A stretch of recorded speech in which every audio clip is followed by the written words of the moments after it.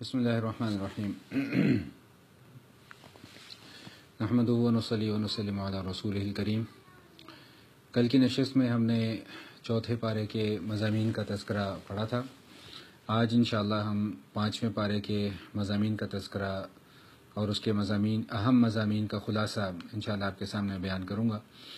چوتھے پارے کے آخر میں اہم ترین مسئلہ بیان کیا گیا ہے، یعنی ان خواتین کا تذکرہ کیا گیا ہے جن کے ساتھ نکاح کرنا جائز نہیں ہے۔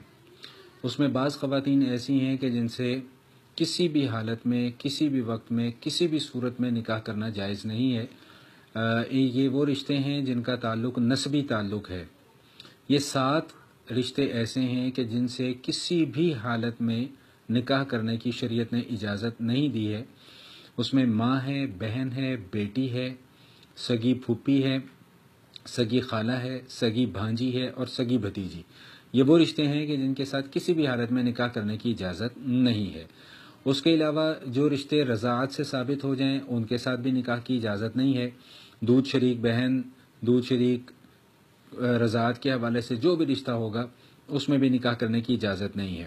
اور بعض رشتے ایسے ہیں کہ جن سے مصاہرت کی وجہ سے حرمت قائم ہو جاتی ہے، کہ جیسے کہ بہو ہے، جیسے کہ ساس ہے، سسر ہے، ان کے ساتھ کسی بھی حالت میں نکاح کرنے کی اجازت نہیں ہے۔ اس کے بعد پانچویں پارے کا جب آغاز ہوتا ہے تو پانچویں پارے کے آغاز میں ان خواتین کا تذکرہ کیا گیا کہ جن کے ساتھ نکاح کرنے کی اجازت دی گئی ہے، وہ ان خواتین کے علاوہ ہیں جن کے ساتھ نکاح کرنے کی اجازت دی گئی ہے۔ پانچویں پارے میں یعنی سورہ نساء میں وہ ایک اہم ترین مسئلہ، معاشرتی مسئلہ بیان کیا گیا، اور وہ معاشرتی مسئلہ یہ بیان کیا گیا کہ مرد اور عورت ان کے جب ایک نکاح کے رشتے میں جڑ جاتے ہیں تو فطرتی طور پہ اللہ تعالیٰ نے مرد کو قوام بنایا ہے۔ فرمایا الرجال قوامون علی النساء، کہ مرد خواتین کے اوپر قوام ہے۔ قوام کا معنی ہے کہ یہ مرد ان کے اوپر نگہبان ہیں۔ قوام کا معنی چودھری نہیں ہے، جو ہمارے معاشرے میں ایک معنی لیا جاتا ہے کہ جی مرد ہے تو وہ بیوی کے ساتھ جیسا مرضی سلوک کرے، اسے پاؤں کی جوتی بے شک سمجھے، اسے اپنی ملازمہ گھر کی تصور کرے، اسے جیسا مرضی اس کے ساتھ سلوک کرے۔ اس بات کی اجازت نہیں ہے۔ قوام کا معنی یہ ہے کہ مرد نگران ہے، مرد نگہبان ہے، مرد کے ذمے اس کی رہائش، اس کا کھانا اور اس کی جو جائز ضروریات ہیں ان کا پورا یہ اللہ تعالیٰ نے کرنا مرد کے ذمے لگایا ہے۔ اور اس میں 2 قسم کی عورتوں کا تذکرہ کیا گیا۔ ایک وہ عورتیں ہیں جو اپنے شوہروں کی فرما بردار خواتین ہیں، اور بعض وہ عورتیں ہیں جو شوہروں کی فرما بردار نہیں ہیں۔ تو جو شوہروں کی فرما بردار نہیں ہیں ان کی اصلاح کے 3 طریقے ذکر کیے گئے ہیں۔ سب سے پہلا طریقہ جو ذکر کیا گیا وہ یہ کہ فاعظوہن، ان کو نصیحت کرو، سمجھاؤ، اگر سمجھ میں آ جاتی ہے بات تو بہت اچھی بات ہے۔ دوسرا جو طریقہ ذکر کیا گیا کہ اگر سمجھانے سے بھی ان کو بات سمجھ میں نہیں آتی تو پھر اپنا بستر جو ہے وہ ان سے علیحدہ کر لو۔ اور تیسرے درجے میں پھر جا کر یہ حکم دیا گیا کہ اگر پھر بھی وہ بات کو مانتی نہیں ہے اور نشوز کے درجے کو پہنچ جاتی ہے تو پھر ہلکی پھلکی مار کی اجازت ہے۔ اس حوالے سے یہ بات ہمیشہ ذہن نشین فرما لیجئے گا کہ مار کا وہ تصور شریعت میں نہیں ہے جو تصور ہمارے معاشرے میں رائج ہے، کہ ڈنڈا پکڑو، جوتا پکڑو، جو چیز ہاتھ میں آئے اسے اس کی پھینٹی لگانا شروع کر دو۔ شریعت کے اندر اس بات کی قطعاً اجازت نہیں ہے۔ مار کے حوالے سے نبی علیہ الصلوۃ والسلام نے ضابطے بیان فرما دیے ہیں۔ چہرے پر مارنے کی ممانعت ہے، اتنا زور سے مارنے کی ممانعت ہے کہ جس سے کوئی اس کے جسم کے اوپر نشان پڑ جائے، اور روایات میں تو یہاں تک آتا ہے کہ مسواک کے ذریعے سے اس کو مارا جائے، یا کپڑے کا جو رومال ہے اس کے اوپر گرہ لگا کر پھر اسے مارا جائے۔ تو بہرحال خلاصہ کلام یہ ہے کہ مار کا وہ تصور شریعت کے اندر موجود نہیں ہے جو تصور ہمارے معاشرے کے اندر موجود ہے۔ ہمارے معاشرے میں جو مار کا تصور ہے یہ بالکل معذرت کے ساتھ ایک جاہلانہ اور احمقانہ تصور ہے جس کی شریعت کے اندر کوئی گنجائش نہیں ہے۔ میاں بیوی کے جب معاملات ہوتے ہیں، جب آدمی نکاح کے بندھن میں بندھ جاتا ہے تو پھر بہت سارے معاملات ہوتے ہیں، کچھ جھگڑا بھی ہو جاتا ہے، خدا نخواستہ کچھ چپکلش بھی ہو جاتی ہے، ناچاقی بھی ہو جاتی ہے۔ تو شریعت نے اس کا بھی حل یہ بیان کیا ہے کہ اگر معاملات اس حد تک پہنچ جائیں تو پھر اس کا طریقہ کار یہ ہے کہ جو لڑکی کے خاندان ہے اس میں سے ایک سمجھدار آدمی کو لے لیا جائے، اور لڑکے کا جو خاندان ہے ان سے ایک سمجھدار آدمی کو لے لیا جائے، اور ان کی حد تک ویسا کوشش یہ ہونی چاہیے کہ وہ ان دونوں کے درمیان میں باہمی صلح کروائیں اور باہمی جوڑ کو پیدا کرنے کی کوشش کریں۔ شریعت کا یہ اصول ذہن میں رکھیے گا، ہماری شریعت کی خوبصورتی یہ ہے کہ شریعت کبھی بھی رشتوں کو توڑنے کا حکم نہیں دیتی، شریعت ہمیشہ رشتوں کو جوڑنے کا حکم دیتی ہے۔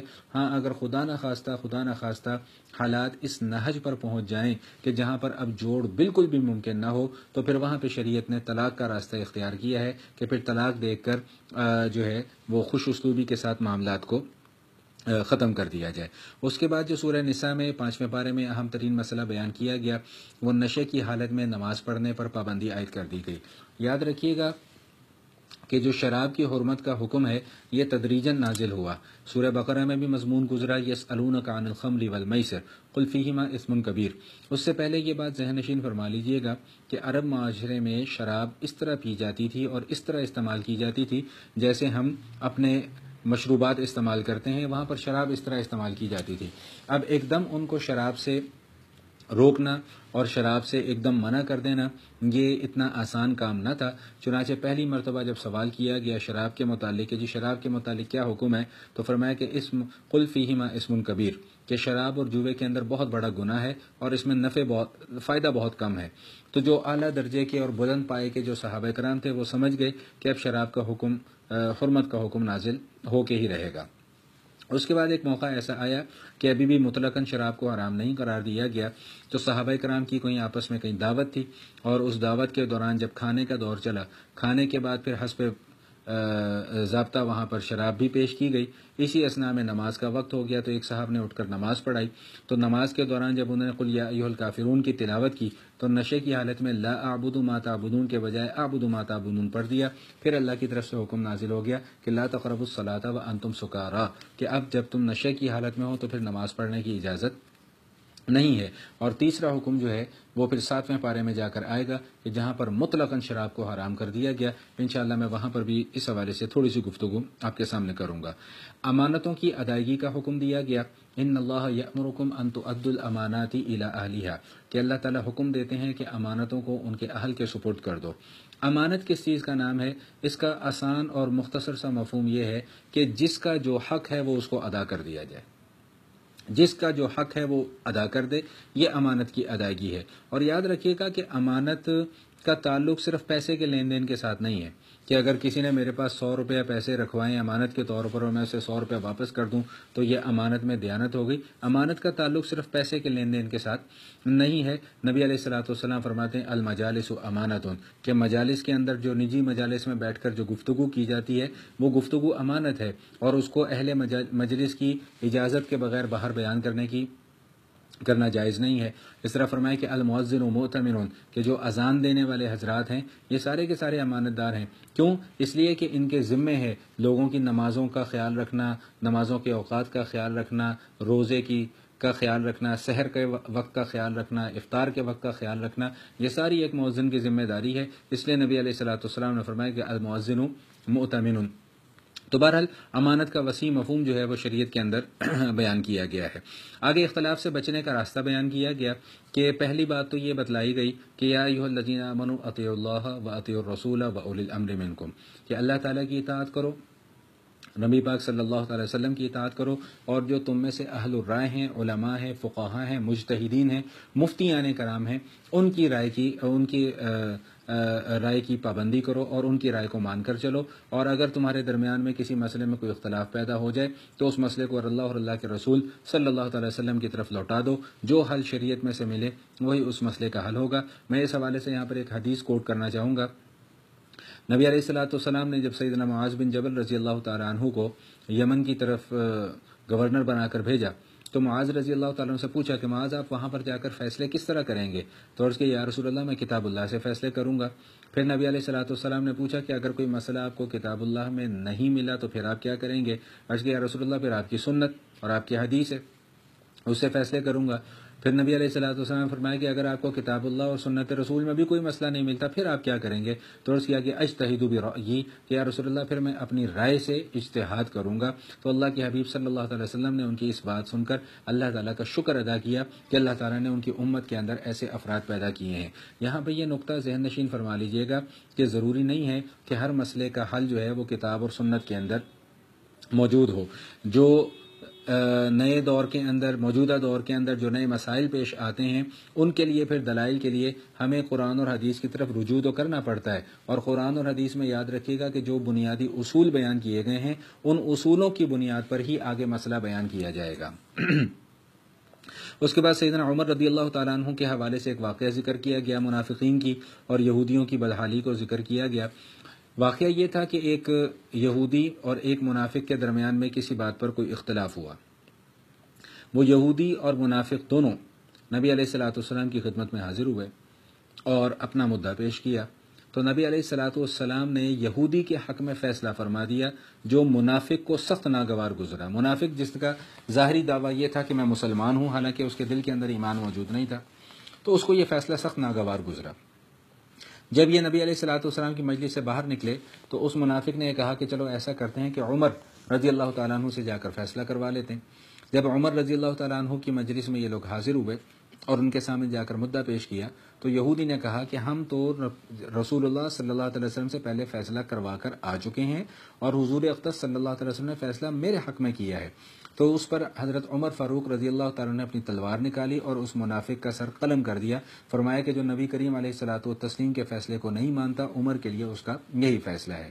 اس پر ہوا یہ کہ جو اس منافق کے قبیلے والے لوگ تھے وہ آئے اور حیل و حجت کرنے لگے، مختلف بہانے بنانے لگے، جی اس کا مقصد یہ نہیں تھا، قصاص کا مطالبہ کیا۔ تو اللہ تعالیٰ کی طرف سے آیات نازل ہو گئیں، فَلَا وَرَبِّكَ لَا يُؤْمِنُونَ حَتَّى يُحَكِّمُوكَ فِي مَا شَجَرَ بَيْنَهُمْ ثُمَّ لَا يَجِدُوا فِي أَنفُسِهِمْ حَرَجًا مِّمَّا قَضَيْتَ وَيُسَلِّمُوا تَسْلِيمًا، کہ کسی شخص کا بھی ایمان اس وقت تک کامل نہیں ہو سکتا جب تک کہ وہ نبی کریم علیہ الصلوۃ والتسلیم کے فیصلوں کو دل و جان سے قبول نہ کر لے۔ 5ویں پارے کے آخر میں جا کر شرک کی مذمت کو بیان کیا گیا اور علی الاعلان یہ مسئلہ بیان کر دیا گیا کہ شرک کا جو گناہ ہے اس کو اللہ تعالیٰ کسی بھی حالت میں معاف نہیں فرمائیں گے، الا یہ کہ مرنے سے پہلے بندہ توبہ کر لے۔ اگر بغیر توبہ کیے کوئی شرک کی حالت میں ہی مر گیا تو یہ اللہ تعالیٰ کا فیصلہ ہے کہ اللہ تعالیٰ اس گناہ کو قطعاً معاف نہیں فرمائیں گے۔ دوسرا جو اہم ترین مسئلہ یہاں پر 5ویں پارے کے آخر میں ذکر کیا گیا وہ یہ کہ جو آخرت میں کامیابی کا معیار ہے اللہ کی نظر میں وہ ایمان ہے، وہ نیک اعمال نہیں ہے، وہ اچھے کام نہیں ہیں، وہ ایمان ہے۔ اللہ تعالیٰ نے یہ فیصلہ فرما دیا ہے کہ جو ایمان کی حالت میں میرے پاس آ جائے گا میں اس کو معاف کر دوں گا، اور نیک اعمال بھی تبھی قابل قبول ہوں گے جو ایمان کی حالت میں کیے گئے ہوں گے۔ جو ایمان کی حالت میں نیک اعمال نہیں کیے گئے ہوں گے اللہ کی بارگاہ میں وہ اعمال قابل قبول نہیں ہے۔ اس پر بھی بڑا یہ اعتراض کیا جاتا ہے، شور بھی مچایا جاتا ہے، جی لوگ بڑے اچھے کام کرتے ہیں تو بڑی انسانیت کی خدمت بھی کر رہے ہیں، سب کچھ کر رہے ہیں، تو آخرت میں جا کر ان کا کیا بنے گا؟ تو یاد رکھیے گا کہ جو لوگ ایمان کے بغیر اس دنیا کی زندگی میں اچھے کام کرتے ہیں، اچھے اعمال کرتے ہیں، ان کے متعلق اللہ کا فیصلہ یہ ہے کہ ان کو ان کے اچھے اعمال کا اجر اس دنیا میں ہی دے دیا جاتا ہے۔ آخرت میں اللہ تعالیٰ نے ان کے لیے کوئی حصہ نہیں رکھا ہے۔ آخرت میں صرف اور صرف انہی کو جا کر حصہ ملے گا کہ جن کی موت ایمان پر واقع ہوئی ہوگی۔ دعا یہی کرنی چاہیے کہ اللہ تعالیٰ ہم سب کا خاتمہ ایمان پر فرمائے۔ 5ویں پارے کے آخر میں منافقین کی سزا کو بیان کیا گیا کہ یہ منافق جو اس دنیا کے اندر بھی تذبذب کا شکار رہتے ہیں، ان کو سمجھ میں نہیں آتا کہ ہم اس طرف جائیں یا اس طرف جائیں، ہم ایمان کی طرف آئیں یا ہم کفر کی طرف جائیں، ان کو اس حوالے سے بالکل بھی کوئی معلومات نہیں ہوتی۔ تو ان کے متعلق فرمایا کہ ان المنافقین فی الدرک الاسفل من النار، کہ جو منافق طبقہ ہے یہ جہنم کے نچلے ترین طبقوں میں سے ہوگا، نچلے ترین طبقوں میں سے ہوگا۔ اسی مضمون کے ساتھ 5ویں پارے کی تکمیل ہو جاتی ہے اور 6 پارے کا آغاز ہوتا ہے۔ 6 پارے کے آغاز میں جو سب سے پہلا مضمون جو بیان کیا گیا وہ یہ کہ علی الاعلان گناہ کرنے والے اللہ تعالیٰ کو کسی بھی حالت میں پسند نہیں ہے۔ اس کا مطلب خدا نہ خواستہ یہ نہیں ہے کہ جو چھپ کر گناہ کرتے ہیں وہ اللہ کو پسند ہے، چھپ کر گناہ کرنے والے بھی اللہ کو پسند نہیں ہیں، اور علی الاعلان گناہ کرنے والے بھی اللہ کو پسند نہیں ہیں، لیکن علی الاعلان کھلم کھلا گناہ کرنے والے اللہ کی نظر میں زیادہ بڑے مجرم ہیں۔ نبی علیہ الصلوۃ والسلام نے فرمایا کل امتی معافن الا المجاہرون، میرا ہر امتی بخشا جائے گا سوائے ان لوگوں کے جو علی الاعلان گناہ کرتے ہیں۔ اس کے بعد 6 پارے کے آغاز میں سیدنا عیسیٰ علیہ الصلوۃ والسلام کے حوالے سے تفصیلی گفتگو کی گئی ہے، اور یہاں پر یہ عقیدہ بھی ذکر کیا گیا کہ عیسیٰ علیہ الصلوۃ والسلام کو اللہ تعالیٰ نے زندہ آسمانوں پر اٹھا لیا۔ واقعہ یہ تھا کہ جب عیسیٰ علیہ الصلوۃ والسلام نے اپنی نبوت کا اعلان کیا تو اس دور کا جو بادشاہ تھا اس بادشاہ کے کان بھرنے شروع کیے یہودیوں نے، کہ یہ جو اب نبی آیا ہے یہ موسیٰ علیہ الصلوۃ والسلام کی تعلیمات کو مسخ کر رہا ہے اور موسیٰ علیہ الصلوۃ والسلام کی تعلیمات کو تبدیل کرنا چاہتا ہے، تو لہٰذا آپ اس کے لیے کچھ کریں۔ تو چنانچہ ایسا ہوا کہ اتنے کان بھرے گئے کہ اس نے عیسیٰ علیہ الصلوۃ والسلام کو سولی پر چڑھانے کا حکم دے دیا۔ اب جو روایات کتابوں میں ملتی ہیں ان کا مطلب مختصر سا خلاصہ میں آپ کے سامنے عرض کر دوں کہ عیسیٰ علیہ الصلوۃ والسلام کو جب سولی پر چڑھانے کا اعلان کیا گیا تو ان کو ایک قید خانے میں رکھا گیا۔ اب قید خانہ جو تھا اس کی نوعیت ایسی تھی کہ وہ ایک کمرہ سا تھا اور اس کا صرف ایک دروازہ تھا، داخلی اور خارجی ایک ہی دروازہ تھا، اور ایک نگران اس دروازے پر مقرر کر دیا گیا۔ اب یہاں پر اللہ تعالیٰ قرآن کریم میں بہت واضح الفاظ میں یہ بات ارشاد فرما رہے ہیں کہ وما قتلوہ وما صلبوہ ولکن شبہ لہم، کہ عیسیٰ علیہ الصلوۃ والسلام کو نہ ان لوگوں نے قتل کیا، نہ عیسیٰ علیہ الصلوۃ والسلام کو سولی پر چڑھایا، بلکہ وہ لوگ شبہ میں پڑ گئے، بل رفعہ اللہ الیہ، بلکہ اللہ تعالیٰ نے تو ان کو زندہ آسمانوں پر اٹھا لیا۔ اب یہ شبہ کیا تھا؟ شبہ یہ تھا کہ جو نگران تھا ان کا، وہ نگران دروازے پر موجود تھا، عیسیٰ علیہ الصلوۃ والسلام کو اسی کمرے میں سے جبریل امین علیہ الصلوۃ والسلام کے ذریعے سے آسمانوں پر اٹھا لیا گیا، اور وہ جو نگران تھا اس کو عیسیٰ علیہ الصلوۃ والسلام کی شباہت دے دی گئی۔ تو یہ لوگ آج تک اس شبے میں ہیں کہ اگر ہم نے جو نگران تھا اس کو پھانسی دی ہے تو پھر عیسیٰ علیہ السلام کہاں چلے گئے، اور اگر ہم نے عیسیٰ علیہ السلام کو پھانسی دی ہے تو پھر وہ نگران کہاں چلا گیا؟ کیونکہ جو شبیہ بنا دی گئی تھی وہ نگران کی بنا دی گئی تھی، عیسیٰ علیہ الصلوۃ والسلام کو تو زندہ آسمانوں پر اٹھا لیا گیا تھا۔ یہ اہل ایمان کا پکا ٹھکا عقیدہ ہے، اور اس عقیدے کے اندر کوئی دو رائے نہیں ہے، کسی قسم کا کوئی اختلاف نہیں ہے، اور کسی قسم کی اس کے اندر کوئی حیل و حجت کی گنجائش باقی نہیں ہے۔ یہ تمام اہل ایمان کا متفقہ عقیدہ ہے۔ اور اس کے بعد آخر میں جب سورہ نساء کی تکمیل ہو رہی ہوتی ہے اور چھٹے پارے کا تقریباً پہلا پاؤ ربو جو ہے وہ مکمل ہو رہا ہوتا ہے، تو وہاں پر اللہ تعالیٰ نے واضح الفاظ میں توحید کا درس دیا ہے، اور اہل کتاب کو مخاطب کر کے یہ بات ارشاد فرمائی ہے کہ لا تغلوا فی دینکم، کہ اپنے دین کے اندر غلو نہ کرو۔ غلو کا معنی ہوتا ہے حد سے تجاوز کرنا۔ اب حد سے تجاوز کرنا کیا ہے کہ عیسیٰ علیہ الصلوۃ والسلام کی محبت میں ان لوگوں نے اتنا حد سے تجاوز کیا کہ عیسیٰ علیہ الصلوۃ والسلام کو انہوں نے خدا کا بیٹا قرار دے دیا، یا تین خداؤں میں سے ایک خدا قرار دے دیا۔ تو اللہ پاک ارشاد فرما رہے کہ ولا تقولوا ثلاثہ، کہ عیسیٰ علیہ الصلوۃ والسلام نہ تو خود خدا ہیں، نہ تین خداؤں میں سے کوئی ایک خدا ہیں، نہ ہی خدا کے بیٹے ہیں، وہ اللہ تعالیٰ کے بندے ہیں اور اللہ تعالیٰ کے رسول ہیں۔ اسی مضمون کے ساتھ سورہ نساء کی تکمیل ہو جاتی ہے اور چھٹے پارے کا ایک ربع تقریباً مکمل ہو جاتا ہے۔ باقی مضامین کا تذکرہ جو ہے وہ انشاءاللہ زندگی رہی تو کل کی نشست میں۔ والسلام علیکم ورحمۃ اللہ وبرکاتہ۔